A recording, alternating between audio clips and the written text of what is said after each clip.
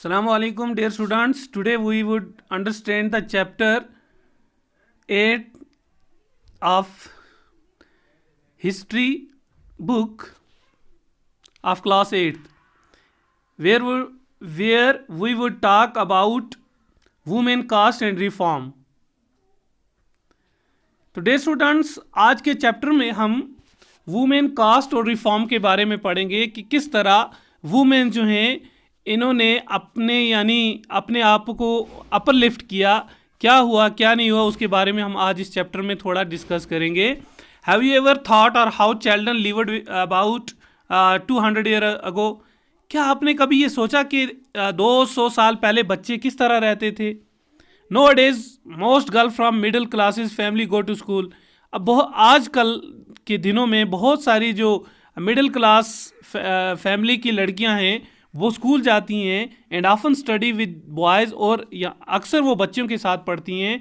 On growing up यानी बड़ा होते हुए many of them go to college and university. बहुत सारी लड़कियां कॉलेज भी जाती हैं, यूनिवर्सिटी भी जाती हैं and take up jobs after that, और उसके बाद वो नौकरी भी हासिल करती हैं. They have to be adult before they are legally married. यानी वो मैरिड यानी शादी होने से पहले ही वो अडल्ट हो जाती हैं. एंड अकॉर्डिंग टू लॉ, और लॉ के मुताबिक they can marry any one they like. वो किसी के साथ भी शादी कर सकती हैं जिसको वो पसंद करें, फ्रॉम एनी कास्ट, किसी भी कास्ट से, एंड कम्युनिटी, और किसी भी कम्युनिटी के अंदर. And widow can remarry too. और आजकल हम ये भी देखते हैं जो विडोज हैं यानी जो बेवा हैं वो भी रीमैरी होती हैं, वो भी दोबारा शादी करती हैं. All womens like all men. जितनी भी औरतें वो सारी मर्दों की तरह हैं. Can vote and stand for election. वो वोट भी देख सकती हैं और इलेक्शन में खड़ी भी हो सकती हैं. ऑफ कोर्स, बेशक these rights are not actually enjoyed by all. हाँ, ये सारे राइट्स जो हैं ये सभी को नहीं मिलते, सारी औरतों को नहीं मिलते हैं, बल्कि कहीं पर तो बहुत ज़्यादा औरतों के साथ डोमेस्टिक वायलेंस होता है और बहुत सारी चीज़ें होती हैं. Poor people have little or no access to education. जो गरीब लोग हैं उनके पास तो कोई एजुकेशन हासिल करने का कोई यानी उपाय नहीं होता है. And in many families women can not choose there husband. और बहुत सारी फैमिलीज ऐसी हैं जहाँ पे औरत जो है वो अपना हस्बैंड खुद चूज नहीं कर सकती. 200 ईयर अगो, 200 साल पहले, थिंग्स वेयर वेरी डिफरेंट. चीज़ें बिल्कुल मुख्तलिफ थी. Most children were married off at an early age. बहुत सारे बच्चे बहुत यानी कम एज में शादी कर लेते थे. Both Hindu and Muslim man could Mary more than one wife. दोनों मुसलमान और हिंदू जो हैं ये एक औरत से ज़्यादा के साथ शादी करते थे. In some parts of the country, और मुल्क के कुछ हिस्सों में, widows were praised if they choose death by burning themselves on the funeral pyre of their husband. यानी एक सती की रस्म होती थी कि जब मर्द मर जाता था तो उसके साथ औरत को भी जिंदा जलाया जाता था उसको. Women who died in this manner, जो औरतें इसमें मरती थी, whether willingly or otherwise were called Sati.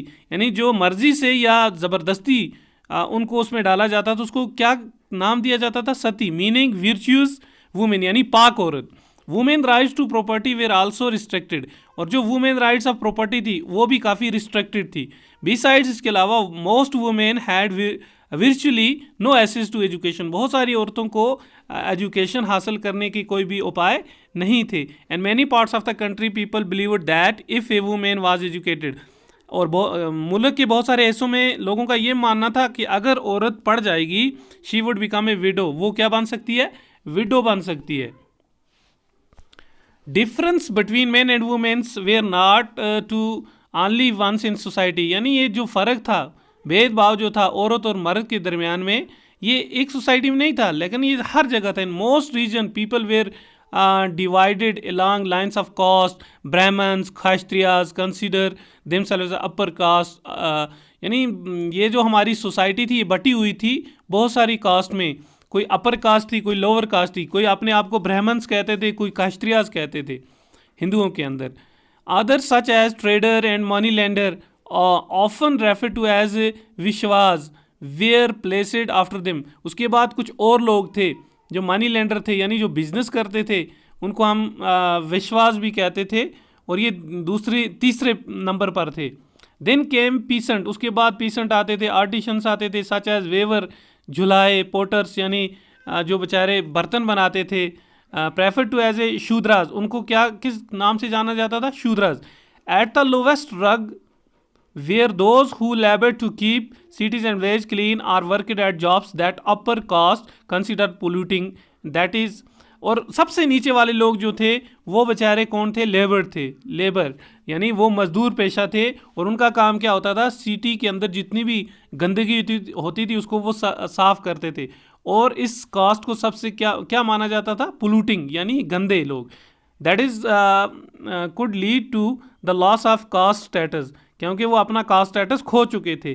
The upper caste also treated many of these groups at the bottom as untouchable, और अपर कास्ट वाले लोग इनको अनटचेबल के नाम से जाते, यानी इनके साथ वो हाथ भी नहीं, और इनको छू छात कहते थे।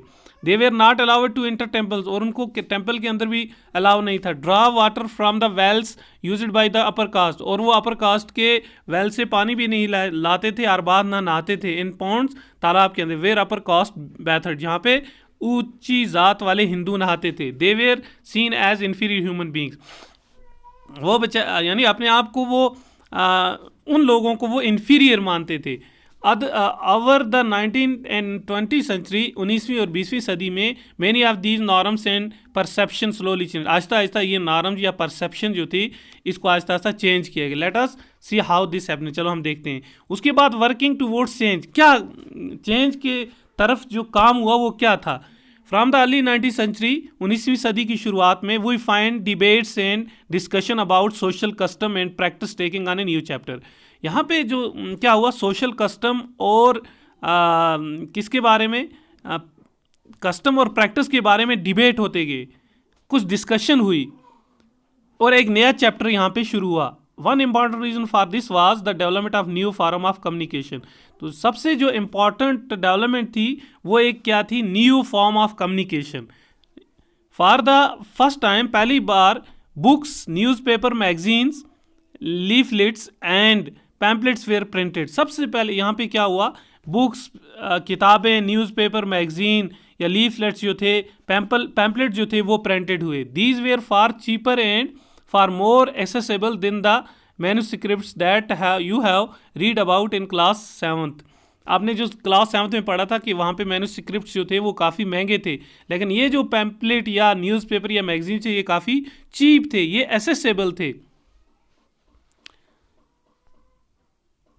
And many of them could also right and express their idea in their own language, और बहुत सारे लोग इसमें क्या कर सकते थे? अपने आइडियाज़ को एक्सप्रेस कर सकते थे डिफरेंट लैंग्वेज के अंदर। ऑल काइंड्स ऑफ इशू, जितने भी इशू थे, सोशल, पॉलिटिकल, इकोनॉमिक या religious, could now be debated and discussed by men, अब ये डिस्कस होने लगे। And sometimes by womens as well, और कभी कभार औरतें भी इसमें भी क्या हिस्सा लेके ये इशू को डिस्कस करती थी। इन द न्यू सिटीज़, बड़ी बड़े शहरों के अंदर, the discussion could reach out to a wider public and could become linked to movements for social change.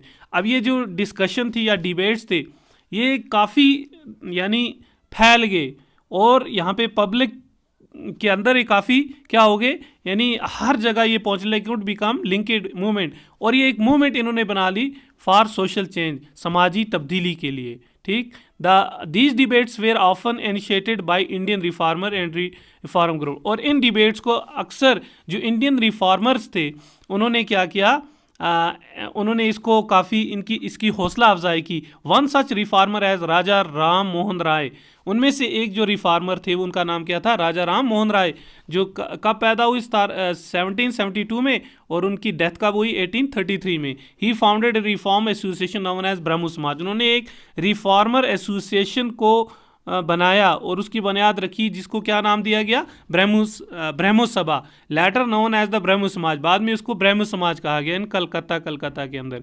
People such as Raja Ram Mohan Roy are described as reformer because they felt that change फिर necessary in society. उनका ये मानना था कि society के अंदर change आना बहुत ही ज़रूरी है, and unjust practice needed to be done away with, और जो अनजस्टिस प्रैक्टिस होती हैं उनको ख़त्म करने की ज़रूरत है। They thought that the best way to ensure such change was by persuading people to give up old practice and adopt a new way of life. यानी उनका ये मानना था कि लोगों को ये सिखाना है कि पुरानी जो रसूमात हैं उनको छोड़ दें और नई चीज़ें जो हैं ज़िंदगी गुजारने के लिए उनका क्या करें, उनको लगाएं।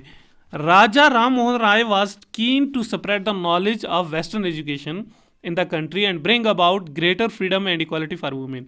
इन्होंने फिर वेस्टर्न एजुकेशन को यहाँ पे मुल्क के अंदर लाया और इनका ये मानना था कि औरतें जो हैं उनको फुल फ्रीडम दी जाए और उनको इक्वालिटी यानी मसावात उनको भी दी जाए। He wrote about the way womens were forced to bear the burden of domestic work. उन्होंने ये भी लिखा कि औरतों को किस तरह घर के कामों में लगाया जाता था, यानी उनके ऊपर थोपे जाते थे।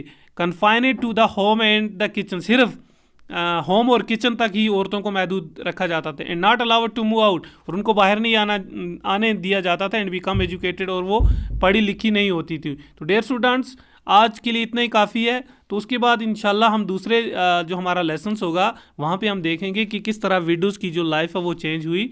तो थैंक यू।